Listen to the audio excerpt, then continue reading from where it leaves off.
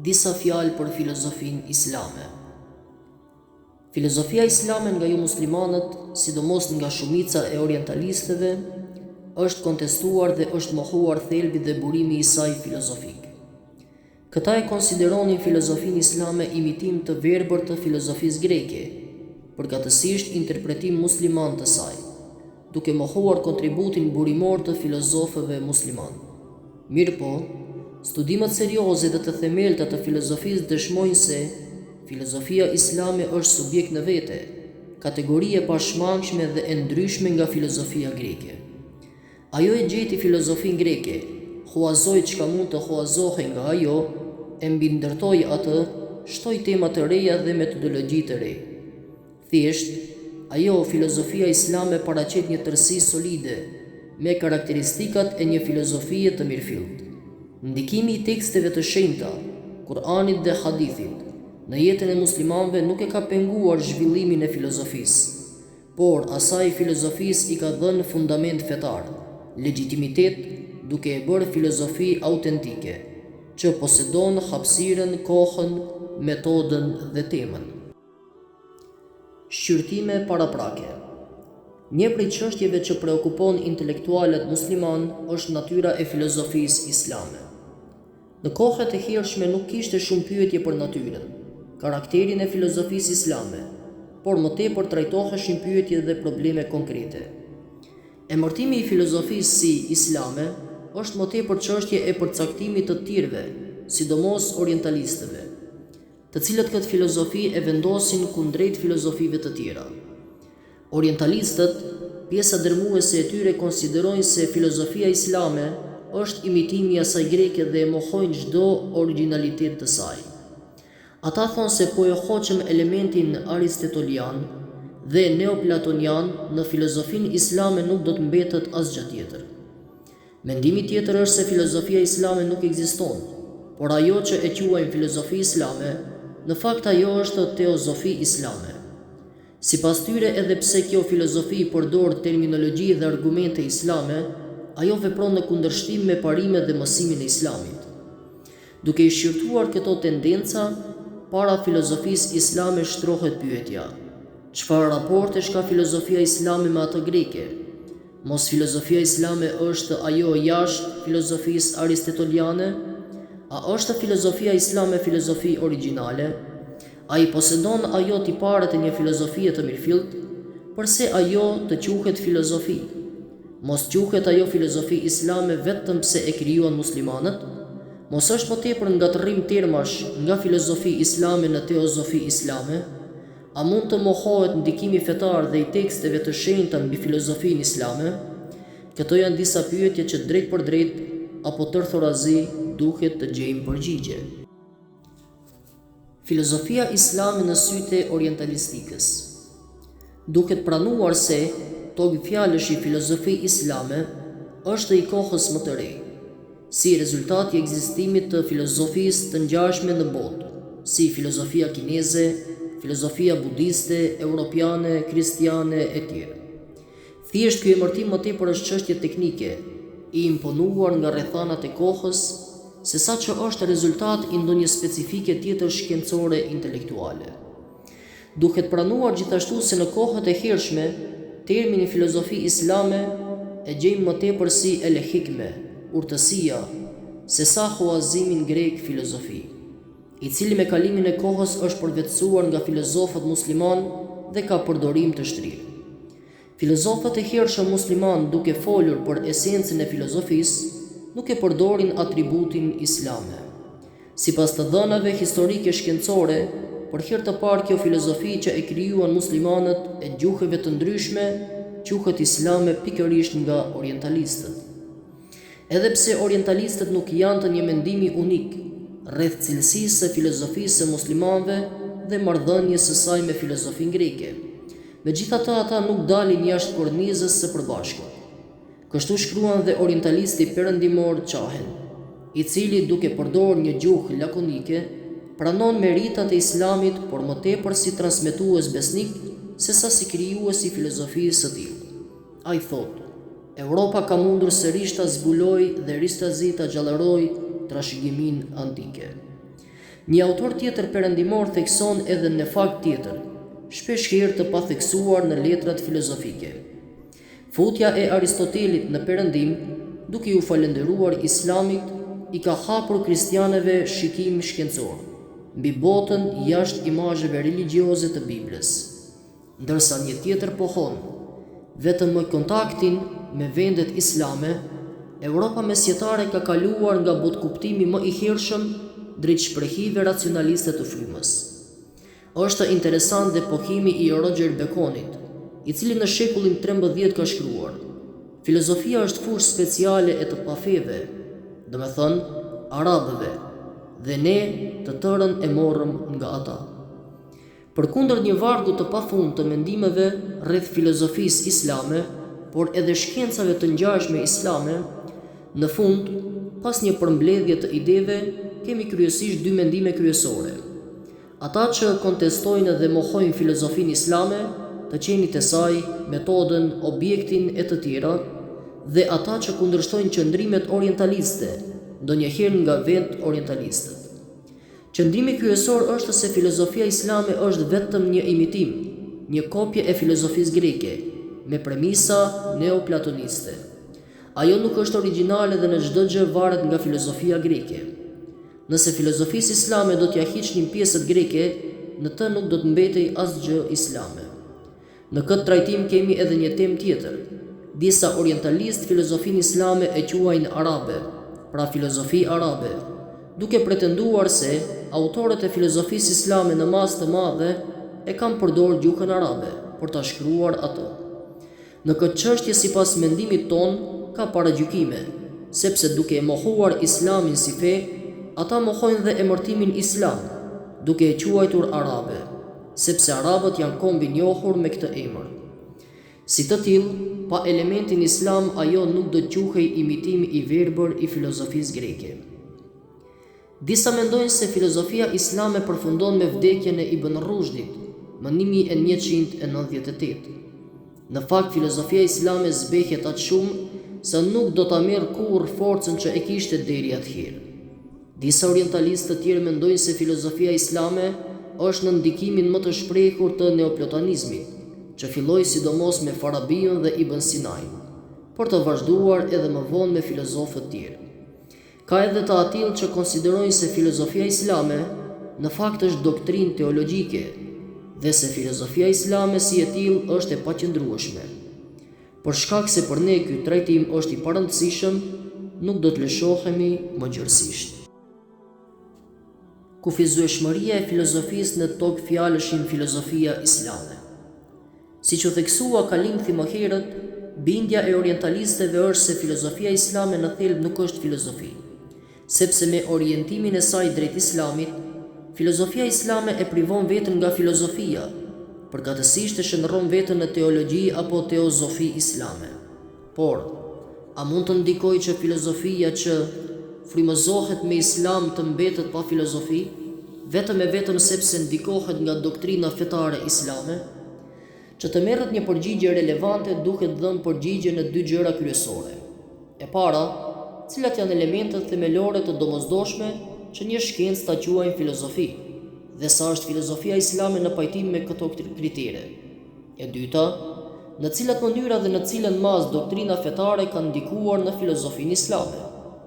Nëse filozofia ideale është shkencë e cila merret me qenësinë dhe ligjësitë që janë lidhur me të, duke përdorur krejtësisht qasje racionale dhe me metodën e qartë të argumentimit, atëherë diskutimi filozofik duhet të jetë i privuar nga supozimet dhe nënkuptimet, dhe duhet të përdor argumentet racionale dhe premisat konkrete. Argumenti racional. Shkenca e cila merret me parimin e parë të ekzistencës, përkatësisht me atë që është mbi ekzistencën fizike, sipas klasifikimit tradicional, quhet filozofia e parë apo metafizika. Filozofët musliman i kanë kushtuar vëmendje këtij problemi, duke u bazuar në argumentet racionale. Ata janë marrë hollësisht me çështjen e përkufizimit të filozofisë, shtrirjes së saj dhe tematikës që e trajton, kurse filozofinë e kanë quajtur shkencë, e cila merret me gjërat që janë mbi fizikën dhe nuk janë të lidhura me kriteret e saj fizike. Filozofët islam pa marrë parasysh e cjakët historik, gjithë një janë angazhuar të qëndrojnë besnik argumentit racional. Ata diskutojnë duke u thirrur në një varg premisash të qarta dhe duke përdorur analogjin, nxjerrin përfundime, kurse këto përfundime i marrin për premisa dhe duke zbatuar analogjin arrin deri te njohjet e motejme filozofike.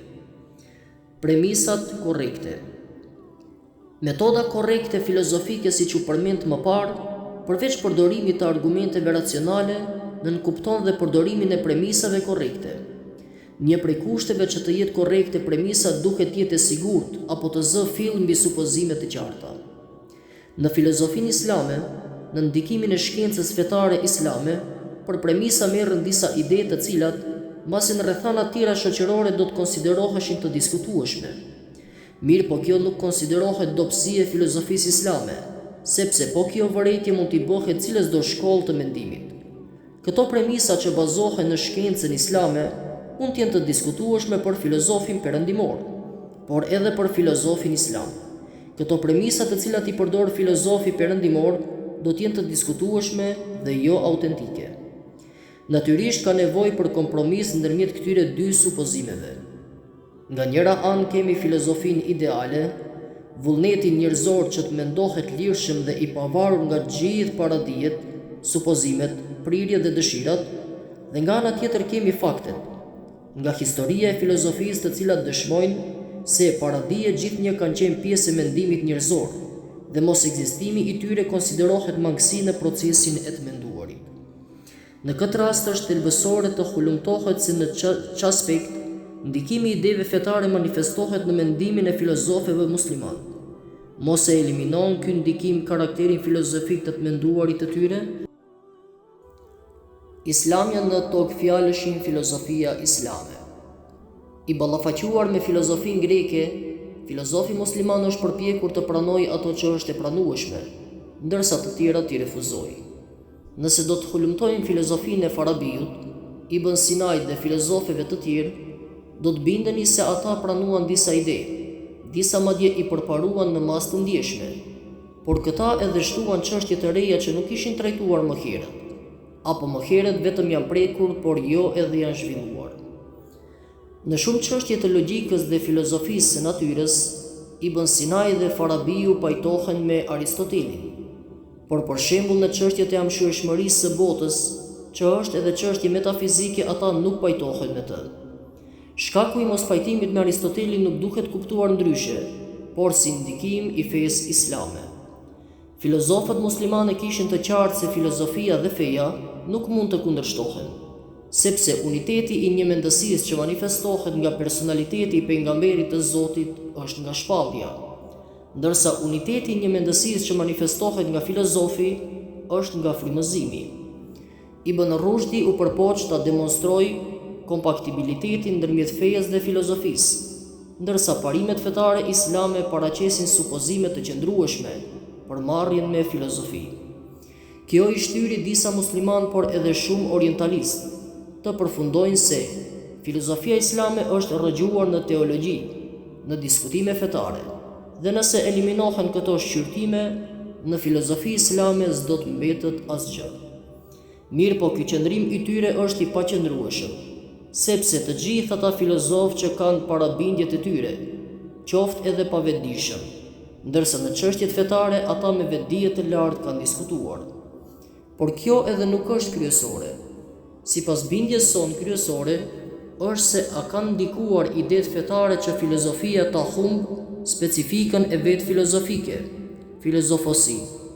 Hulumtuesi që janë marrë me këtë çështje, pohojnë se ndikimi i ideve fetare nuk e ka dëmtuar filozofinë dhe fuqinë e argumentit racional. Manifestimi i ndikimit fetar në filozofinë islame. Idetë dhe qëndrimet fetare tërthorazi kanë ndikuar në filozofinë islame, pa qenë fundament të saj. Këto ndikime janë më shumë, por ne do t'i trajtojmë 3 fusha kryesore. Ndikimi i fesë në profilizimin dhe formulimin e çështjeve. Mësimi fetar ka luajtur rol të rëndësishëm te dietarët musliman në gjetjen e çështjeve të reja. Të përballuar me shkencën islame dhe njohuritë e reja, filozofët musliman u gjetën para çështjeve të reja dhe ende të papërpunuara. Në Islam ushtruan disa çështje ontologjike, që për Aristotelin kanë qenë të panjohura, sikurse janë ekzistenca dhe krijimi i Zotit, cilësitë e Zotit e të tjera që dilnin nga Kurani dhe tradita islame. Kjo bëri që filozofët musliman, duke formuluar dhe përpiluar pyetje të tilla, të merren edhe me çështjet fetare. Për shembull, Ibn Sinai si besimtar besonte se ringjallja do të jetë edhe materiale, por si filozof nuk ka mundur të gjejë dëshmi të mjaftueshme për të argumentuar për ringjalljen fizike. Kjo për shkak se filozofët nuk janë ndikuar që të nxjerrin përfundime, por vetëm kanë profilizuar çështjet. Ndikimi i fesë në përdorimin e argumenteve. Islami është fe e cila arsyes dhe racionale si kushton vëmendje të veçantë. Dhjetra ajete kuranore dhe qindra hadithe ftojnë në përsjatje, soditje, meditim dhe mendim. Në disa prej këtyre teksteve hasim në argumente racionale, të cilat mund të shërbejnë si dëshmi për disa qëndrime fetare. Të nxitur por edhe të frymëzuar me këto argumente të reja, filozofët kanë gjetur argumente të reja. Feja u ofron filozofëve musliman metodologji të re të argumentimit. Këto argumente i quajmë burhan dhe gjenden në Kur'an.